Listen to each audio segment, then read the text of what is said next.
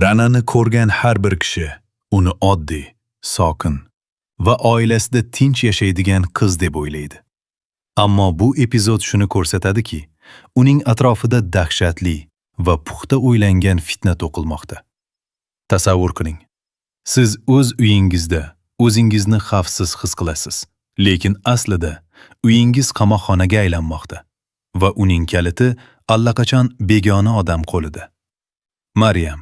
Bu ism endi shunchaki salbiy qahramon emas, balki sovuqqon strateg ramziga aylanadi. Bu oddiy oilaviy janjal emas, balki bir ayolning hayotini barbod qilish uchun rejalashtirilgan operatsiya. Laziza kafeda begona erkak bilan uchrashib, Ranani qanday tuzoqqa tushirishni muhokama qiladi. Bu tasodif emas, balki bosqichma-bosqich amalga oshirilayotgan reja. Tashqaridan hamma narsa sokin ko'rinadi. Oilaga gullar keladi. Lola xursand. Aziz esa shubhada. Birinchi ko'rishda sevib qoldim degan yozuv romantik tuyuladi. Lekin bu ham chalg'itish bo'lishi mumkin. Asl xavf esa boshqa joyda pishib yetilmoqda. Murat va Shabnam sahnalari yorug'likdek tuyuladi. Chaqaloq ko'ylagi, egizaklar haqidagi orzular, samimiy suhbatlar. Ammo aynan shu beg'uborlik ikkinchi uydagi zulmatni yanada keskinroq ko'rsatadi. Bir tomonda sevgi va umid, boshqa tomonda fitna va yovuz niyat. Ona soqoqqa somsa yeyishga borishni taklif qiladi va aynan shu paytda Maryam harakatni boshlaydi. U Ranani avval yotoqxonada, keyin hammomda siquvga oladi. So'zlari pichoqdek o'tkir. Sen bu oilada keraksiz. Azizni ada deb chaqirma. Biz bilan borma. Tahdid ham aniq. Agar Rana borsa, janjal ko'tariladi. Rananing eng katta xatosi shu yerda boshlanadi. U jimlikni tanlaydi. U oilani asrash uchun o'zini qurbon qilishni to'g'ri deb biladi. Ammo bu sukunat keyinchalik unga qarshi qurolga aylanadi. U yolg'on gapiradi. Go'yoki Samarqanddan dugonasi keladi. Aynan shu yolg'on keyin dalil sifatida ishlatiladi. Oila ketadi. Mashina uzoqlashadi. Rana uyda yolg'iz qoladi. Maryam esa darhol ikkinchi yuzini ochadi. Kafedagi erkakka xabar yuboradi. Kalitni g'isht ostiga yashiradi. Rananing ichimligiga dori qo'shadi. Har bir harakat hisoblangan va sovuqqon.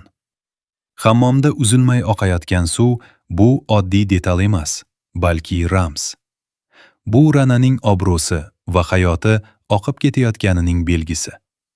Maryam esa bir lahzada yomon aktrisa, keyin esa mehribon opa roliga kiradi. Uning ikkiyuzlamachiligi uni yanada xavfli qiladi. Aziz ham, Murat ham hech narsani bilmaydi. Oila tog'larda xursand, uyda esa Rana xushsiz. G'isht ostidagi kalit esa begona odamga yo'l ko'rsatmoqda. Rejaning oxirgi bosqichi, sharmandali suratlar, soxta dalillar va Ranani oiladan abadiy haydash. Kichik detallar muhim.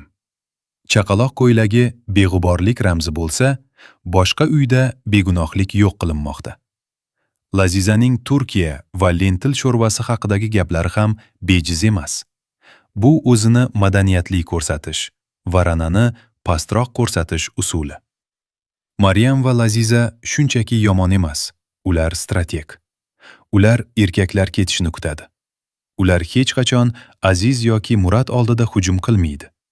Ular qo'rqoq, ammo aqlli qo'rqoqlar. Ular tizimni qanday ishlatishni biladi. Endi savollar boshlanadi. Kafedagi erkak kim? U oddiy yollanma odammi yoki shaxsiy adovati bormi? Gullarning ortida kim turibdi? Bu yangi tahdidmi yoki chalg'itishmi? Eng muhim savol. Rana uyg'onadimi? Agar u begona odam kelishidan oldin hushiga kelsa nima bo'ladi? Agar suratlar olinsa, u o'zini qanday oqlaydi? Uning yolg'oni unga qarshi ishlatiladi. Kelajakda Azizning g'azabi aniq. Ammo u kimga ishonadi? Singlisigami yoki xotiniga? Oila bosimi kuchli bo'ladi. Laziza va Maryam uni ishontirishga harakat qiladi. Rana yolg'onchi va bu oilaga munosib emas. Murat esa hal qiluvchi figura bo'lishi mumkin. U Maryamning asl yuzini biladi. U sukut saqlaydimi yoki haqiqatni aytadimi? Shabnam ham kuzatmoqda. U yangi kelinchak, ammo vaziyatni sezadi. U yordam beradimi yoki xavfsizlikni tanlaydimi? Ehtimol reja faqat Maryam va Laziza bilan tugamaydi. Balki bu kattaroq o'yinning bir qismi. Balki maqsad faqat Rana emas. Rananing muammosi, uning haddan tashqari sabri. U o'zini himoya qilmaydi. Bu jamiyatda esa sukunat ko'pincha ayb sifatida talqin qilinadi. Uning jimligi tan olish deb qabul qilinadi. Maryam esa har doim soyada qoladi. U hech qachon qo'lini iflos qilmaydi. U boshqalarni oldinga suradi va niqobini erkaklar oldida tushirmaydi. Bu uni yanada xavfli qiladi. Keyingi epizodlarda yuzlashuv muqarrar. Suratlar ko'rsatiladi. Ayblovlar yangraydi. Rana o'zini himoya qilishga urinadi. Ammo uni kim tinglaydi? Balki yollangan erkak vijdon azobini his qilar. Balki kimdir kalitni ko'rib qolar. Balki kamera yozib olar. Yoki eng kutilmagani, Rana uyg'onib, hammasini tushunib, qarshi harakat boshlaydi. Bu kecha Rananing hayotini ikki qismga bo'ladi. Oldin va keyin. Agar u omon qolsa, u avvalgi sodda qiz bo'lib qolmaydi. U yoki sinadi, yoki qotadi. Qotgan Rana esa butun o'yinni o'zgartirishi mumkin. Aziz ham tanlov oldida qoladi. U Ranani himoya qilsa, oilasidan ayriladi. Oilani tanlasa, vijdoni qiynaydi. Har bir qaror oqibat olib keladi. Bu epizod shuni ko'rsatadi. Tashqi baxt ortida chuqur yovuzlik yashirinishi mumkin. Somsa, tog'lar va kulgi ortida kimdir birovning hayotini barbod qilishga tayyor turadi. Endi savol ochiq. Rana qutqariladimi yoki tuzoq haddan tashqari mukammalmi? Keyingi epizod javob beradi. Ammo u javob ham yangi savollarni tug'diradi. Chunki bu hikoyada hech narsa tasodif emas. Hamma narsa sabab va oqibat zanjiri. Va bu zanjir falokat sari tortmoqda.